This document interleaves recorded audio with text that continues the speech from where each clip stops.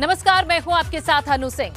गोरखपुर मंदिर हमले मामले में 4 दिन बीत चुके हैं। ऐसे में रोज नए नए खुलासे हो रहे हैं, लेकिन इस बार जो खुलासा हुआ है वो मुर्तजा के खूंखार मंसूबों को उजागर करता है और बड़ा सवाल खड़ा करता है कि क्या मुर्तजा सीधे आईएसआईएस के संपर्क में था? आईएसआईएस ही उसे ट्रेनिंग दे रहा था और क्या आतंकियों के कहने पर ही उसने गोरखपुर मंदिर पर हमला किया था? ये सवाल उठ रहे हैं अब उस तस्वीर के सामने आने के बाद जो खुद आईएसआईएस ने जारी की है, जिसमें 3 आतंकी नजर आते हैं और उसमें से एक आतंकी जो हथियार अपने हाथ में लिए हुए है, वैसे ही हथियार से अहमद मुर्तजा अब्बासी ने गोरखपुर मंदिर पर हमले के दौरान इस्तेमाल इसे किया था। यही नहीं, जो वीडियो आईएसआईएस ने जारी किया है उसमें दावा किया गया है कि भारत में 4 स्लीपर सेल एक्टिव हैं। तो क्या अहमद मुर्तजा अब्बासी कहीं वही स्लीपर सेल तो नहीं है? इस पर करेंगे चर्चा, लेकिन उससे पहले देखिए रिपोर्ट।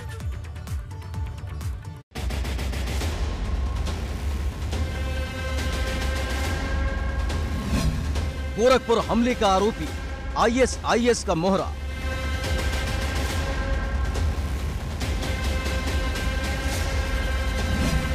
मुर्तजा ने देखा वीडियो, फिर मंदिर पर किया हमला।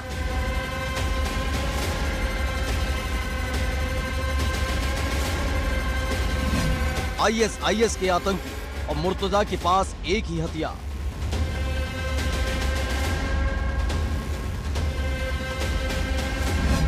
पच्चीस मार्च की आईएसआईएस वाली तस्वीर ने खोला मुर्तजा का राज। आतंकी संगठन का दावा, भारत में 4 स्लीपर सेल एक्टिव।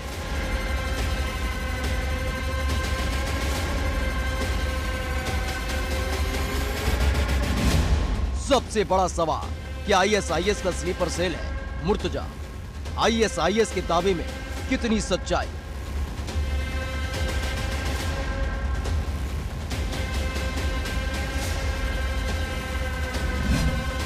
मुर्तजा के माइंड के पीछे कौन?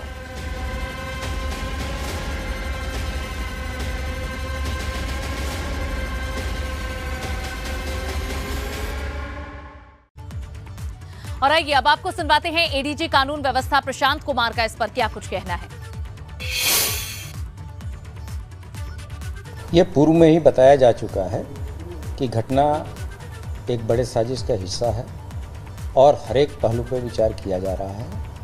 आज जो वीडियो सामने आया है उसके बारे में भी पूरी तहकीकात हो रही है और उस व्यक्ति के द्वारा जो भी चीज़ें बताई जा रही हैं हम उसको पूरी तरीके से वेरीफाई करेंगे और उसके बाद उसमें अग्रिम कार्रवाई की जाएगी। फिलहाल पुलिस कस्टडी रिमांड में जो अभियुक्त है उससे एटीएस की टीम लगातार पूछताछ कर रही है।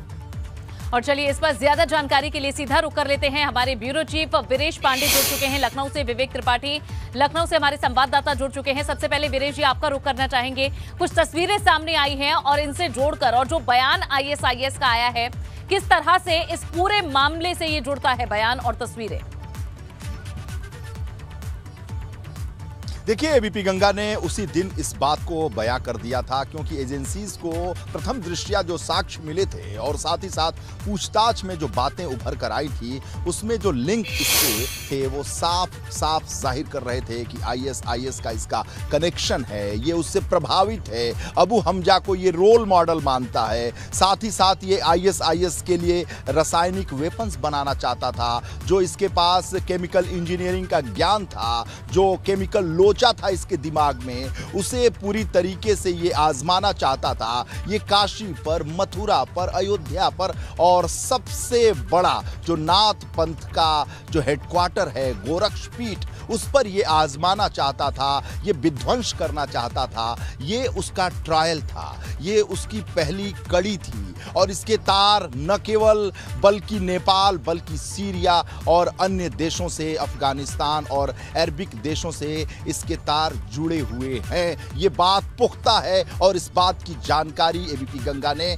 दर्शकों को बता दिया था और ये कोई छोटी मोटी साजिश नहीं थी। जो सुरक्षा एजेंसीज हैं वो जब बातचीत उससे कर रही हैं, पूछताछ कर रही हैं, तो उनके हाथ पांव फूल रहे हैं। वो ये सोचकर बहुत ही आश्चर्यचकित है कि ये केमिकल इंजीनियर, आईटीएन, ये टेक्नोक्रेट, ये बुद्धिजीवी किस रूप में भारत को, उत्तर प्रदेश को तबाह करना चाहता था और इसकी क्या क्या योजनाएं थी। ये कोई सामान्य आतंकी गतिविधियों से नहीं जुड़ा है, बल्कि आईएसआईएस से प्रेरित ये युवा अपने साथ और लोगों को भी समेट लेना चाहता था। ये टेरर फंडिंग का उपजा हुआ युवा है और गोरखपुर में, पूर्वांचल में टेरर फंडिंग जो विदेशों से हो रहा है, ये उसकी उपज है, ये उसका जन्म है और ये एक बहुत बड़ा थ्रेट है गोरखपुर के लिए, पूर्वांचल के लिए, नेपाल से सटे हुए जिलों के लिए, चाहे वो कोई भी, और बिहार से सटे हुए आसपास के जिलों के लिए, बॉर्डर इलाकों के लिए, उत्तर प्रदेश के लिए, काशी के लिए, अयोध्या के लिए और साथ ही साथ सुरक्षा एजेंसीज के लिए। क्योंकि जो मुर्तजा है ये सामान्य कोई युवा नहीं है, बल्कि इसकी लिगेसी बहुत बड़ी है। और ये एक जो एजेंसीज के बड़े अधिकारी से जब मेरी बात हो रही थी दिल्ली में, तो उनका ये कहना था कि ये जो टेरर लिंक है ये देश के लिए बहुत ही खतरनाक है और ये अलार्मिंग सिचुएशंस है। जो यूथ हैं जो रेडिकलाइज हो रहे हैं, और आईबी ने जो अपना इनपुट्स उत्तर प्रदेश की सरकार और सुरक्षा एजेंसीज को दी थी, उसमें इसके गंभीर परिणाम भुगतने की बातें लगातार सामने आ रही हैं। और ऐसे में जो मुर्तजा का खुलासा हो रहा है, जो परत खुल रही है, परत दर परत जो खुलासा हो रहा है, जो अधिकारी हैं वो पर्दे में अपनी बातें रख रहे हैं, चाहे वो एडीजी लॉ एंड ऑर्डर हो, चाहे एडीजी हो, एटीएस हो, एडीजी एसटीएफ हो, जांच एजेंसीज हो, एनआईए की नजर इस पूरे मामले पर है। और ये जो तार है उत्तर प्रदेश के अलावा देश के अन्य इलाकों में भी जुड़ रहे हैं और विदेशी जो कनेक्शन है वो भी सामने आ रहा है। और यही वजह है कि उत्तर प्रदेश के मुख्यमंत्री की सुरक्षा बढ़ा दी गई है। सीआरपीएफ जो मोस्ट वीआईपीज की सुरक्षा में पूरे देश में लगाई गई है या लगाई जाती है, जो वेल ट्रेंड होते हैं, जो वीआईपीज की सुरक्षा के लिए एक्सपर्टीज रखते हैं, उनको लगाया गया है उत्तर प्रदेश के मुख्यमंत्री के आवास पर। और उनकी सुरक्षा में 2 प्लाटून जो लोग हैं, 35 से 36 के लगभग जो एक प्लाटून में लोग होते हैं, सीआरपीएफ के जो जवान होते हैं, उनको लगाया गया। 2 प्लाटून लगाया गया है 5 कालिदास आवास पर और साथ ही साथ जो गोरक्षपीठ है वहां पर। ये एक बड़ा खतरा है और खतरे का संकेत है और सुरक्षा एजेंसीज ने उन्हें अपने कब्जे में लेकर जो पूछताछ कर रही है, हाथ पांव फूल जा रहे हैं। सुरक्षा एजेंसीज के दिल्ली से जुड़े हुए एक सोर्स से जब मैं बात कर रहा था, उनका कहना था कि इस तरह के टेक्नोक्रेट अगर इस पूरे मामले में आगे बढ़ेंगे, जुड़ेंगे, तो ये हिंदुस्तान के लिए एक बड़ा थ्रेट सामने आएगा और ये एक बड़ा अलार्मिंग सिचुएशंस है। इसको लेकर मुख्यमंत्री भी बहुत चिंतित हैं और उन्होंने सुरक्षा एजेंसीज को इस बाबत कह दिया है, फ्री हैंड दे दिया है कि जो रेडिकलाइज यूथ हो रहे हैं उनका पूरा पर्दाफाश किया जाए, उनका भांडाफोड़ किया जाए और ऐसे रेडिकल युवकों पर पूरी तरीके से चाबुक चलाया जाए, लगाम चलाया जाए और उनको बेनकाब किया जाए। उत्तर प्रदेश से आतंकवाद की कोई घटना होनी नहीं चाहिए। मुख्यमंत्री योगी आदित्यनाथ ने सुरक्षा एजेंसीज के अलावा अपने सुरक्षा के जितने बड़े अधिकारी हैं उनको इस बात की चेतावनी दी है कि उत्तर प्रदेश में आतंक की कोई घटना नहीं होनी चाहिए, कोई उत्तर प्रदेश में इसकी जगह नहीं होनी चाहिए। और ये जो सामने मामला आया है, इसके तार जहां जहां जुड़े हुए हैं उसका पर्दाफाश होना चाहिए, बेनकाब होना चाहिए। हर एक लीड को जोड़ने और खंगालने की कोशिश बिल्कुल दिनेश जी इसी दिशा में की जा रही है। विवेक त्रिपाठी हमारे संवाददाता हमारे साथ जुड़े हुए हैं। विवेक, लेकिन जिस तरह से अब इसके बयान को भी देखा जाए, अब्बासी ने कहा है कि वो एनआरसी सीएए को लेकर जिस तरह से मुसलमानों को टारगेट किया जा रहा है उससे नाखुश था और उसी का ही इजहार था, ये उसी का आउटरीच था, ये बयान है। तो इसे कैसे देखा जाए फिर? देखिए, रेडिकलाइज्ड 2011 से हो रहा था, वो आज से नहीं। 2011 से 2015 के बीच उसने जिस तरह से वीडियो देखना शुरू किया और तमाम आईएसआईएस के लोगों के वीडियो देखे, जो हिंसा के वीडियो थे, जो गुरिल्ला युद्ध के वीडियो थे, वो धीरे धीरे एक इसके मन में बात गहरे कहीं बैठ गई कि देश के मुसलमानों को और पूरी दुनिया के मुसलमानों को परेशान किया जा रहा है, उनको न्याय नहीं दिया जा रहा है, उनके साथ नाइंसाफ़ी की जा रही है। और जब उसने लगातार इस तरह के वीडियो देखना जारी किया तो अपने आप एक टेंडेंसी होती है, एक आर्टिफिशियल इंटेलिजेंस इंटेलिजेंस होती है जो इस तरह के वीडियो देखता है, उसको जो इनकी आतंकी संगठनों की जो ब्रेन वॉश करने वाली, माइंड वॉश करने वाली सेल होती हैं, वो लगातार संपर्क कर लेती हैं और खुद उनके पास आती हैं, उनको मैसेज भेजेंगी, किसी न किसी जरिए से संपर्क करेंगी और उन सेल के लोगों ने उसका दिमाग धीरे धीरे परिवर्तित करना शुरू किया। और जब वो 2-3 साल 4 साल की प्रैक्टिस इसमें लगी, लेकिन वो धीरे धीरे पूरी तरह से जिहादी बन गया। और जिहादी कब बन गया उसको ये खुद भी नहीं मालूम है, ये किसी को नहीं मालूम चलता है कि उस विचारधारा से उसके मन में जहर के बीज बोए गए, उसको बताया गया कि तुम अल्लाह के बंदे हो और अल्लाह की इबादत करो और उनके लिए काम करो, उनके लिए जो उनका पैगाम है उनका पैगाम पे काम करो। ये उसके मन में गलत बातें रोपी गई। उसको बताया गया कि पूरे विश्व में मुसलमान जो मुस्लिम संप्रदाय है, मुस्लिम कौम है, उसके साथ अन्याय हो रहा है और तुम एक अल्लाह के बंदे हो, उनके साथ न्याय की बात करो। ये धीरे धीरे जो स्वीट पॉइजन जिसको कहते हैं, स्वीट पॉइजन, मीठा जहर उसके मन में भरा गया। और इस जो रविवार रात उसने कदम उठाया, कब उठा दिया, कैसे उठा दिया, उसको खुद भी अंदाजा नहीं है। उसने वीडियो में कहा कि हाँ, ये ठीक रविवार रात उस समय का वीडियो है जब उसको घायल अवस्था में अस्पताल ले जाया गया था और वहाँ पर उससे बातचीत हो रही थी। उस समय ये किसी को पता भी नहीं था कि इतनी बड़ी साजिश को अंजाम देने के लिए वो यहाँ पर आया है। गोरखनाथ मंदिर पर हमला करना एक छोटी सी घटना थी। लोगों को समझा कि ये विक्षिप्त आदमी है, मानसिक रूप से दिवालिया आदमी है, पागल आदमी है और नॉर्मली जिस तरह से ट्रीट करते हैं उसी तरह से उसको ट्रीट किया गया। लेकिन जब उसके बयान हुए और आसपास, चूंकि उस समय किसी को मालूम नहीं था कि ये एक आतंकी हमला है, एक रेडिकलाइज्ड वेपन है आतंकवादियों का, जब ये पता चला तब तक वहां जो मौजूद लोग थे उन्होंने वीडियो बनाया। और ये वीडियो पुलिस की तरफ से नहीं मिले हैं, ये वीडियो पब्लिक के वीडियो हैं। वहाँ के जो डॉक्टर्स हैं, वहाँ के जो लोग हैं, वहाँ जो पत्रकार इकट्ठा थे, ये उनके वीडियो बनाए हुए हैं। और उन वीडियो में वो साफ कह रहा है कि CAA NRC की बात कर रहा है, उन्होंने मुझे परेशान किया, मुसलमानों को परेशान कर रहे हैं, देश में सारी चीज़ें गड़बड़ हो रही हैं, मुसलमानों के साथ गलत हो रहा है, कश्मीर की बात की, 370 की बात की। तो ये मन में उसके रोपे गए थे, इस तरह के जहर जो है उसके मन में डाला गया था। ये जहर बुझी बातें उसको बताई गई थी और दिन रात सोते जागते, उठते बैठते, खाते घूमते टहलते वो सिर्फ यही सोचा करता था कि मुसलमानों के साथ अन्याय हो रहा है और मैं एक अल्लाह का ऐसा बंदा हूं जो मुझे सब ठीक करना है। ये कैसे ठीक करना है, ये तरीका भी एजेंसी के लोगों ने बताया, उन माइंड वॉश करने वाले लोगों ने बताया कि तुम अल्लाह के लिए कुर्बान हो जाओ और कुर्बानी दो, और इस तरह से कुर्बानी दो कि लोगों को लगे, दर्द पैदा हो। जैसे अपनी कौम के लिए दर्द है, उसी तरह से दूसरे लोगों के लिए दर्द पैदा करो, उनको तड़पाओ। तो ये पूरी घटना, इस पूरी आज की साजिश नहीं है। रविवार रात को अगर मुर्तज़ा गया तो रविवार रात की बात नहीं है, शनिवार रात को जब वो घर से भागा सुरक्षा एजेंसियों को देखकर, तब की बात नहीं है। 2011 से चल रहा था। यानी एक हथियार तैयार करने के लिए किसी भी संगठन को 4 साल, 8 साल, 9 साल, 10 साल लगते हैं। ये सोचना होगा, पूरे सिस्टम यही सोच रहा है। जो आतंकी पकड़ने के लिए जो एक तंत्र बना हुआ है वो भी यही सोच रहा है कि 15 साल पहले या 10 साल पहले जो जिसके मन में जहर बोया जा रहा है वो कब क्या करेगा। और ये लगातार चल रहा है। ISIS का जो वीडियो आया है वो भी किसी ने नहीं सोचा था। हमेशा आपने देखा होगा, चाहे वो ओसामा बिन लादेन हो, चाहे अबू हमजा हो, सारे तरह के आतंकवादी हाथ में AK-47, AK-56 इस तरह के अत्याधुनिक असलहे लेकर वीडियो बनाते हैं, धमकाते हैं पूरी दुनिया को। लेकिन पहली बार वो वीडियो आया जब गणासा, धारदार हथियार, चाकू जो बाजार में मिलता है, कहीं भी आप जाके खरीद लें, किसी मेले में जाए, किसी सड़क के किनारे फुटपाथ की दुकान पर जाए, आपको मिल जाएगा, उसको उन्होंने हथियार बनाया। और यही मुर्तज़ा के मन में जब वो घर से भागा है तब ये बात आई कि हथियार तो मेरे पास है ही, हम उस हथियार से एक बड़ा हथियार छीनेंगे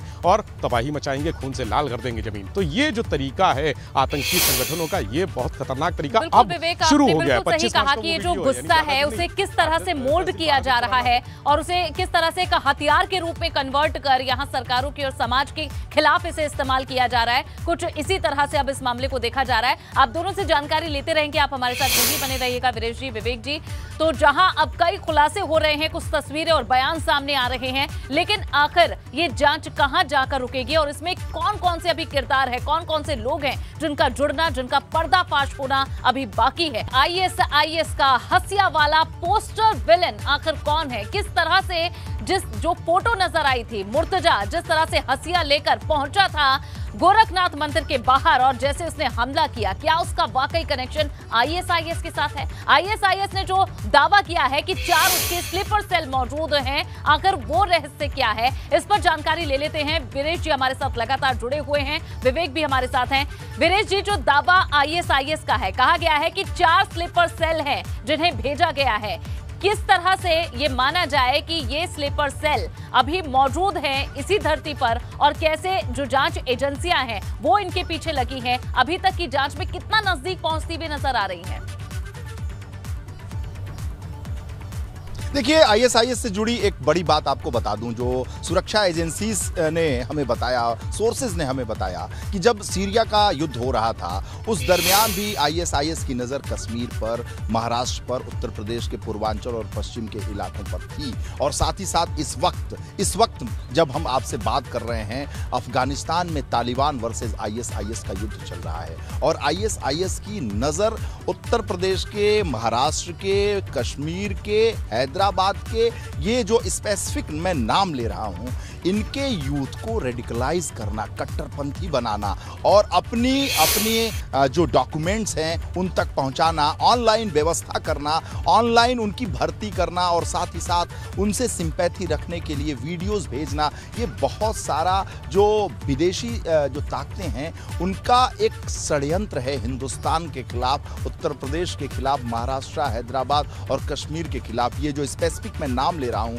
ये आईबी सोर्सेज से जो मुझे जानकारी मिली है, जो आईबी और सुरक्षा तंत्र इस पर काम कर रहा है, कई अरसे से काम कर रहा है, नेशनल सिक्योरिटी को लेकर काम कर रहा है, उनकी जानकारी को एबीपी गंगा के दर्शकों से मैं साझा कर रहा हूं। ये एक बड़ा थ्रेट है और उस थ्रेट की ये बानगी आपको मुर्तजा के रूप में दिखाई पड़ा। ये ट्रायल है और ये उसका एक कह सकते हैं कि ट्रेलर है, और भी बहुत सारी घटनाओं को अंजाम दिया जा सकता है भविष्य में अगर जो सुरक्षा तंत्र है वो अलर्ट नहीं रहा। इसी को लेकर मुख्यमंत्री योगी आदित्यनाथ ने अपने सुरक्षा के अधिकारियों की नकेल कसी है और कहा है कि जो ट्रेलर है ये फिल्म न बन पाए, ये पिक्चर पूरी नहीं होने पाए, इसका ख्याल आपको रखना है और उस तंत्र के ऋण को तोड़ने का काम जो उत्तर प्रदेश के सुरक्षा के अधिकारी हैं उन्होंने करना शुरू कर दिया है। और सबसे पहला काम, टेरर फंडिंग को खंगाला जा रहा है और ये जानकारी आईबी ने उत्तर प्रदेश के सुरक्षा तंत्र को दे दी थी, एजेंसीज को दे दी थी।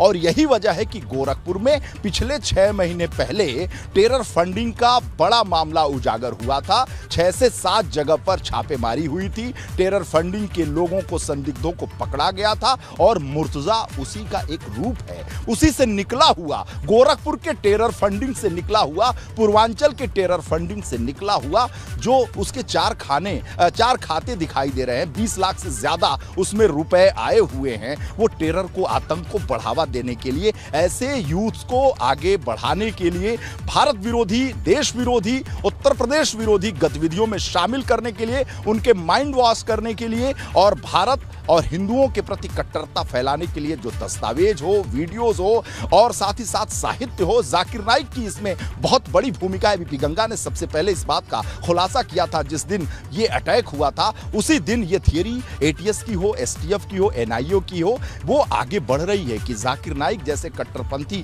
जो भारत के विरोध में, जो हिंदुओं के विरोध में जहर उगलते हैं और युवकों के जो दिमाग का जो उनके किशोरावस्था की दिमाग होता है, जो नौजवानी का दिमाग होता है, उनको अपनी तरफ प्रेरित करने का काम करते हैं और देश को बर्बाद करने के लिए उनके मन में जहर भरते हैं, जिहाद फैलाते हैं। ऐसे लोगों पर सतर्क रहने की जरूरत है और आईएसआईएस की जो भूमिका है सीरिया के जमाने, युद्ध के जमाने से भारत के लिए वो एक बड़ा मुफीद मैं ये कह रहा हूं कि बहुत ही मुफीद जगह पाता है कि यहाँ के युवकों को बरगलाया जा सके, बहकाया जा सके। और इसलिए भारत का जो सुरक्षा तंत्र है इसमें लगा हुआ है कि कैसे इस पूरे बानगी को तोड़ा जाए। जी बिल्कुल वीरेश जी, और विवेक भी हमारे साथ जुड़े हुए हैं। विवेक, अब समय काफी कम है, आपसे ये जानना चाहते हैं कि अभी एजेंसीज की जांच किस दिशा में है? कई जगहों पर छापेमारी हुई है, खुद मुर्तजा को ले जाया गया पूछताछ के लिए कई जगहों पर, वहां से अभी तक का क्या अपडेट है?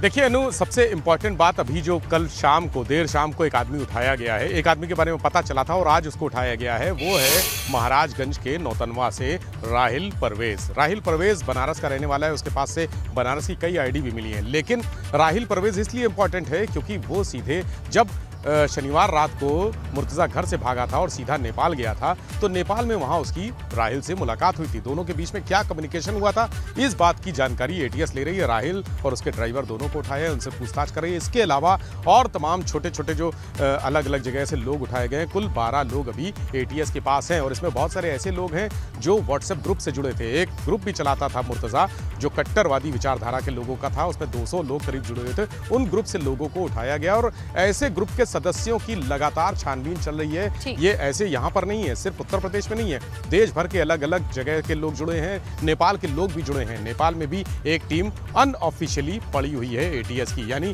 जो ऑफिशियली चूंकि पड़ोसी देश है, मित्र राष्ट्र है, और वहां पर बिना लिखा पढ़ी के, बिना जो औपचारिकताएं होती हैं, राजनयिक की औपचारिकताएं होती हैं, उनसे पूछना पड़ता है, बताना पड़ता है, तमाम कागजी कार्रवाई होती है। तो वहां पर एक टीम पड़ी हुई है, वो भी जल्द कुछ ना कुछ वहां से ये टीमें भी कुछ ना कुछ जल्द इस मामले में अब आगे बढ़ेंगी और जांच कहां जाकर खत्म होती है और क्या कुछ नई चीजें इसमें सामने आती हैं, ये भी लगातार आप दोनों के माध्यम से हम समझते रहेंगे, अपने दर्शकों को बताते रहेंगे। फिलहाल वीरेश जी, विवेक, आप दोनों का बहुत बहुत शुक्रिया।